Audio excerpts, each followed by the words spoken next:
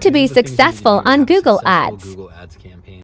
Hi, my name is Sean Daly. I'm a 25-year digital marketing agency owner, and I will tell you without gatekeeping exactly what you need to do to get your Google Ads campaigns working. So there's a lot to Google Ads. It's deceptively complicated because it looks simple, but it's really not. It works on keywords, but there's also other aspects of Google Ad campaigns, but let's focus on the keywords first. So there's a lot of keywords that you might go up against when you're bidding that are too expensive for you. Like you're above your pay grade and you're punching above your weight class because you're bidding on keywords that are draining your budget, but you can't compete with the big guys. You're getting outspent. So if you're in that situation, which a lot of people are, you need to find kind of like the scrappy upstart keywords, the high leverage keywords that are maybe a little bit less obvious, a little more obscure, that you can get traction and conversions on, but that are not draining your budget, meaning they don't cost a lot per click, right? Because cost per click is how much does it cost to have somebody click your ad? You need to know what that is, and your agency needs to be blocking that. Likewise, you need to be blocking any keywords that are going up with your ads for that are not relevant to your audience and what you're trying to do. Those become what's called negative keywords. They should become negative keywords in your campaign. So your agency or you, if you're doing it in-house, you need to be managing that, suppressing with negative keywords. The biggest issue that almost nobody talks about on Google Ads, which is rampant, is click fraud. Whether it's a competitor clicking your ads and filling out your landing page forms, or it's these bot farms that exist, which half the time I don't even know. It's like, and I'm not suggesting that Google runs these or has any financial connection. I'm not saying that, but it's just really kind of interesting that ad budgets get drained in these mysterious ways all the time, even the little guys. But anyway, I digress. You need to be running some form of click fraud software, or you at least need to be experimenting with click fraud software that is specifically designed to prevent that. Also, on your landing pages, you need to be running CAPTCHAs and other things that are anti-bot, so that you can at least try to filter at some reasonable level the more obvious and basic bots that are trying to fill out your forms and submit leads. I see this all the time. Local campaigns, national campaigns, where you're getting your budget soaked and your landing page is getting spammed with all this garbage of fake phone numbers, fake emails, fake people. You've seen it. If you've run campaigns, you know what I'm talking about. You can never eliminate that completely, but you can do a lot of things to help minimize it, hopefully. Now, the last part is your landing page.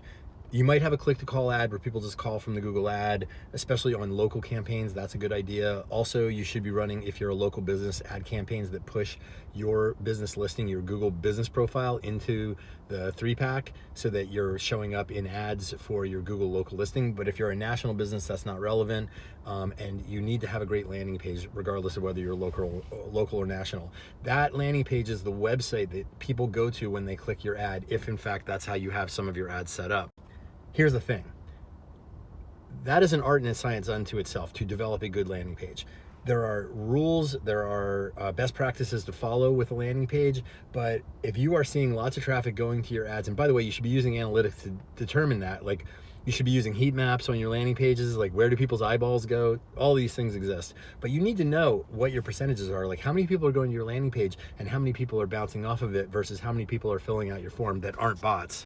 You need to know these metrics. These are called KPIs, statistics, whatever you want to call it. You need to know what these are to know how you're doing. Like if it's 1,000 people and nobody filled out a form, you have a major problem, my friend. And at the end of the day, you need to know what your cost per click is, what your cost per quality lead is, and then based on your, if you were somebody that sells something, for example, based on your sales closing rate that you have as a salesperson or whatever, or if you're e-commerce, what the average number of people that hit your landing page is, that converts to a customer and a sale, whatever that is, you need to know those rates as well, so you know that what your cost per lead is and what you can justify getting from these ad platforms, including Google Ads.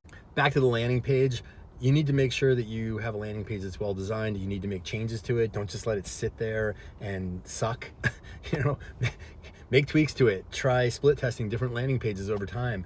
Move things around. Make sure that you've got lots of social proof on it. I actually have templates. If you want to reach out to me, DM me. I can send you what I have for both e-commerce and then just like generic landing pages, what we use as a template guide for that. We have some really good like structural setups that we use, and you can basically boilerplate this or templatize this to a certain degree, because good landing pages always have the same things. They have click to calls or action buttons in visibly prominent places. They have lots of social proof, testimonials, reviews, things like that.